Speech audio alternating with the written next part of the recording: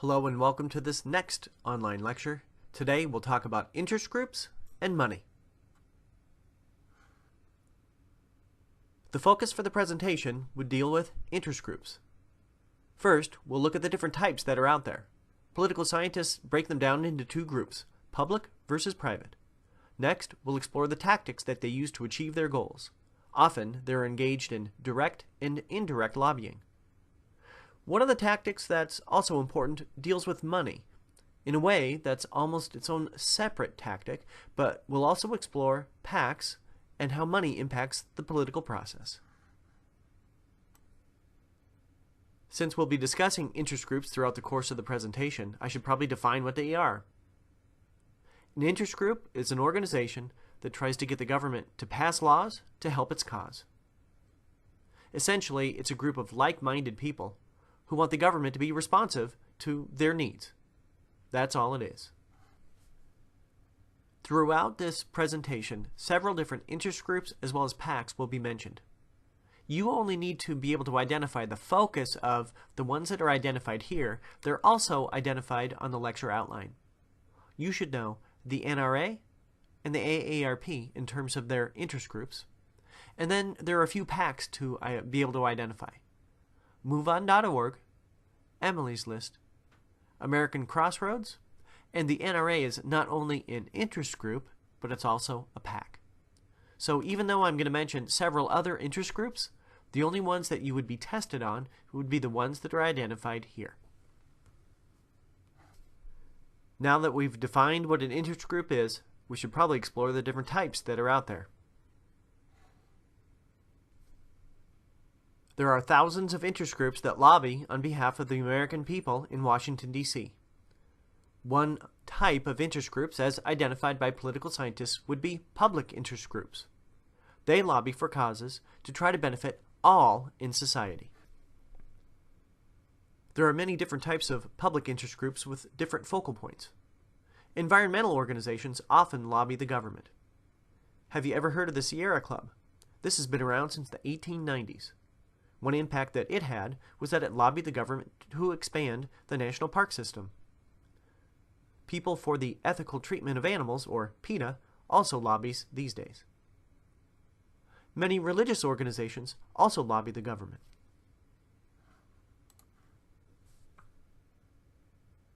Religious organizations actually have been lobbying the government going back to the very first session of Congress. An example here would be the Quakers. They were very much against the institution of slavery, and they petitioned the government in the 1790s to eliminate slavery. Today, another religious organization would be the Christian Coalition. You see their website on the right. So, some religious organizations would include the Christian Coalition, which focuses on many different religious issues.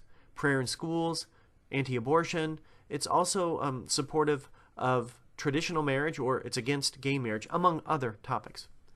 Operation Rescue is another religious group. It's a single-issue interest group. Its focus is against abortion. Another public interest group would be the National Rifle Association. It also is a single-issue interest group, and it focuses on protection of gun ownership rights for the American people, not just members of their organization, but any American. The second type of interest group would be private interest groups. Their focus is more narrow. Their goal is to lobby the government for causes to try to benefit members of their organization first. Essentially, their focus is on their members, and they want to protect their rights. If other people's rights are protected at the same time, that's fine, but their focus is on members first. Some examples of private interest groups would include professional organizations. These are groups of people who all work in the same profession. Some examples here would include the American Medical Association, the American Bar Association, and the National Education Association. Now, you may or may not be familiar with the professional organizations described or mentioned on the previous slide. The AMA, well, this involves people in the medical field. Many doctors belong to the American Medical Association. Many attorneys belong to the Bar Association. You may or may not be familiar with the bar exam that all lawyers or attorneys have to pass in order to practice law. In terms of full disclosure, I should let you know that I happen to be a member of the National Education Association. This involves many people who are educators, many teachers or professors. There are many other organizations as well. Many older Americans belong to an organization called AARP, or the American Association of Retired People. On the right, you see their website. You see some of the specific topics that they're interested in: economic security, health and health care, politics and government, long-term care. So they lobby the government on many issues involving older Americans. Lastly, businesses also lobby in Washington, D.C., whether it's the oil industry, autos, or maybe even the medical field. Businesses and industry also lobby in Washington, D.C. Now that we've addressed some of the types of interest groups that are out there, let's explore some of the tactics that they use to achieve their goals. One of the most important tactics, and most effective, would involve direct lobbying. This is when lobbyists speak directly with an elected official or a member of his or her staff. Often this is referred to as FaceTime, because you get to actually see the face of the person that you're lobbying. Because it's difficult to actually get FaceTime with an elected official, most lobbying actually takes place indirectly. What happens here is when the lobbyists try to mobilize average people like you and me to shape public opinion so that we place pressure on politicians themselves. One specific way that they do this is by using the telephone tree.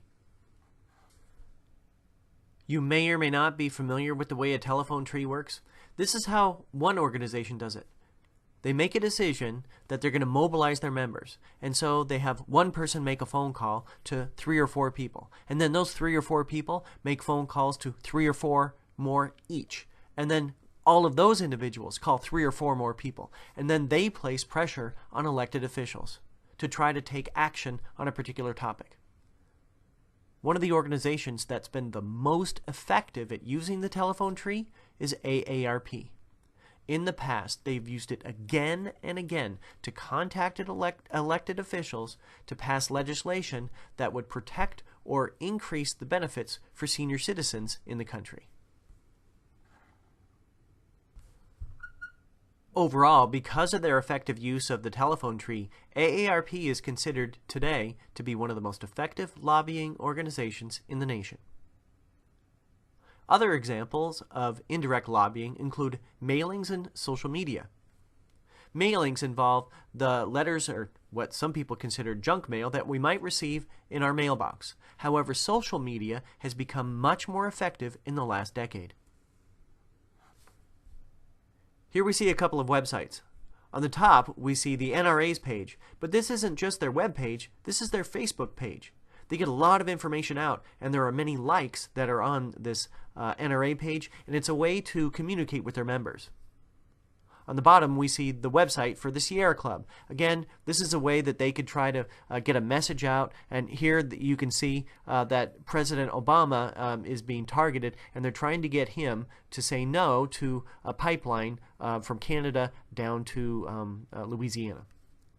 On the right, we see some Facebook pages, but one of the things I want to focus on would be the circled area here. On this individual's Facebook page, there's a site that's an advertisement that actually helps people find their polling place. These have become so sophisticated that they actually target advertisements to try to encourage people to vote for certain candidates based upon their website visits and their different likes. The top one shows an advertisement for President Obama, and on the bottom we see an advertisement for Governor Romney. Each ran for the presidency in 2012. The 2016 presidential election saw the use of social media expand dramatically. On the left, we see some of the followers from the presidential candidates, but it was Donald Trump who was able to connect most effectively with the American people by using Twitter. Another example of indirect lobbying would involve civil disobedience.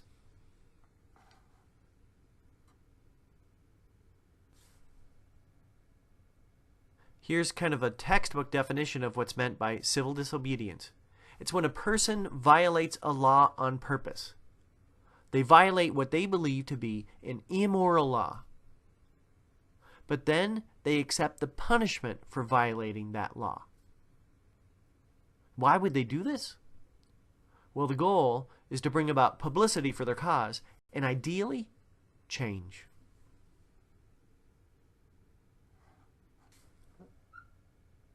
Possibly the best example of someone who was engaged in civil disobedience would be Rosa Parks. She refused to move to the back of the bus, and eventually she was arrested. Then the entire community in Montgomery, Alabama mobilized. They used peaceful protest, and they boycotted the buses until a change was put into place.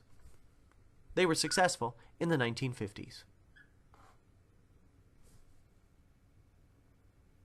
The last tactic I'd like to explore today would be money, and how money impacts the political process. Money is a form of indirect lobbying, but it's also pretty complicated, so that's why I've got it down here as a separate tactic in many ways. So what I want to do is I want to look at money, how it impacts elections, the limits that are in place as to how much money people can contribute, but there are also loopholes in the system. Before I move on to money, I want to address one of the definitions that I looked at in one of the first slides. An interest group is an organization that tries to get the government to pass laws to help their cause. Remember that rhyme. They try to pass laws to help their cause. Okay? Keep that in mind. The money side of lobbying involves PACs. This stands for Political Action Committees. PACs, or Political Action Committees, are private organizations. They can be businesses or corporations, they can be labor unions, they even can be interest groups as well. But their focus is on raising and spending money to use in elections. Now, there's an entire governmental agency designed to enforce all of the regulations that come to raising and spending money for campaigns. This is called the Federal Elections Commission. They've actually got a great website that I've used before, and it's called fec.gov. This is their webpage. Now, before I looked at several interest groups and ones that were effective. What I want to do now is I want to look at powerful PACs that raise and spend money in Washington, D.C. on elections. One of the most powerful PACs would be the NRA. Again, they lobby the government as well, but they also raise and spend money and impact campaigns. Another organization you may or may not be familiar with, that's called American Crossroads. They support conservative Republican candidates. American Crossroads has really been a powerful organization for about the last 5 years or so. On the left, we see their website. On the right, there's a bit of an image of a commercial that American Crossroads had set up for the 2012 campaign. I would encourage you to click on one of the hyperlinks that's on the Canvas site to this particular commercial. Well, American Crossroads supports Republican candidates. There's another organization that supports liberal Democrats. That's called MoveOn.org.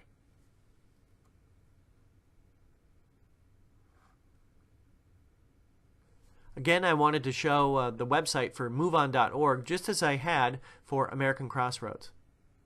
On the right, we see a bit of a clip from a commercial that MoveOn created for the 2012 campaign. Again, there's a hyperlink to this on the Canvas site, and I would encourage you to see this. By looking at these two types of commercials, we can see the different organizations and the types of imagery and the types of advertisements that they make on behalf of their candidates. I wanted to mention another organization, and this is called Emily's List.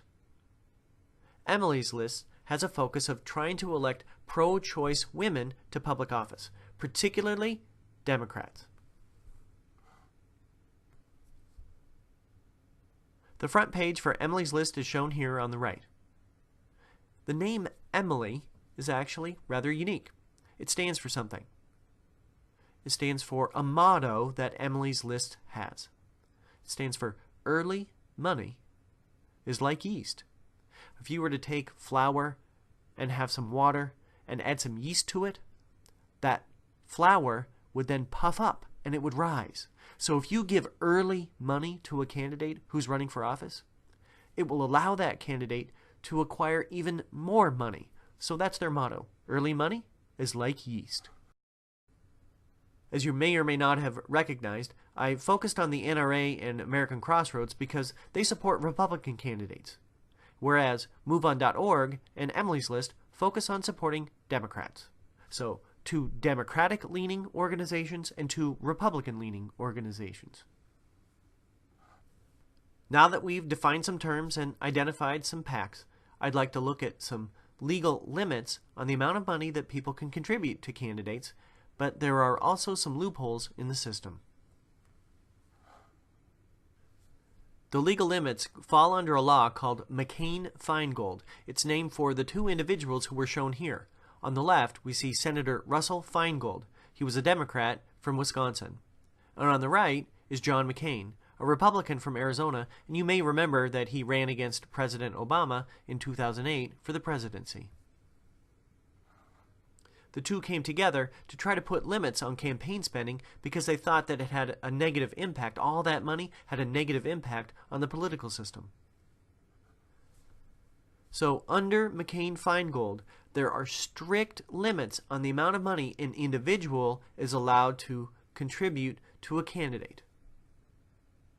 In a single election, an individual is only allowed to contribute $2,600 to a candidate running for office. An individual is also limited to giving $5,000 to a single PAC. It doesn't matter how much money I have, but I can only give $5,000 to a single PAC and $2,600 to a single candidate running for election. There are also limits on the amount of money that PACs can contribute to candidates. PACs can only give $5,000 to a candidate per election. While McCain-Feingold established strict limits, there are unfortunately loopholes within the system. One example would be super PACs. There is no limit on the amount of money an individual donor can contribute to a super PAC. This is a PAC that goes through an additional process and fills out some additional forms. However, there's a limit on how that money can be spent. No direct contributions from any super PACs can be given to an individual candidate.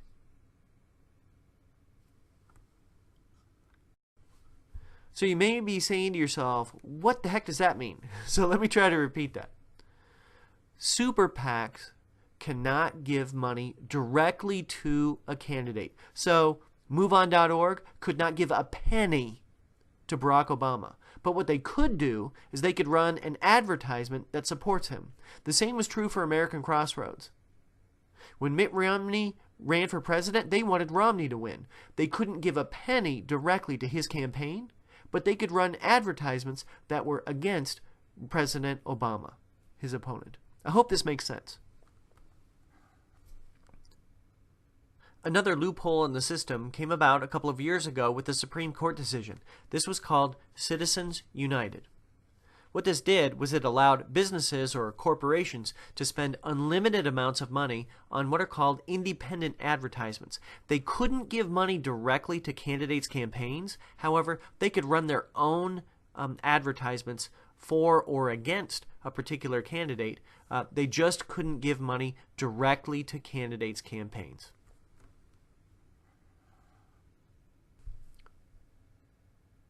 So what's been the impact of all this spending on political campaigns? Well, some political scientists have described this as negative spending. This isn't going into debt, or it's not spending less money than your opponent. In a political context, negative spending is defined as spending money to attack one's opponent, as opposed to saying, vote for me, I'm a good person, this is my background. It's attacking someone by saying, this person's not qualified or this person's a bad person for the job. On the left, we see an analysis from a recent series of campaign ads. The number of attack or negative ads far outreached those that were positive or were promoting one candidate over another. This has been more common in the last decade or so, where candidates negatively portray their opponent as opposed to simply strictly talking about themselves in a positive manner. Well, we're just about at the end. I'd like to review some of the main ideas that we covered in this presentation. So, as a bit of review, this presentation summarized the actions of interest groups. There are different types of interest groups, public and private. They use different tactics to achieve their goals, direct as well as indirect lobbying. Money also plays an important role in the political process. What you want to be able to do is you want to be able to summarize these actions and then evaluate something. Do you think interest groups have a positive or negative impact on our political system? Well, that's it for today. I hope you learned something new, and we'll see you in class very soon. Have a good day.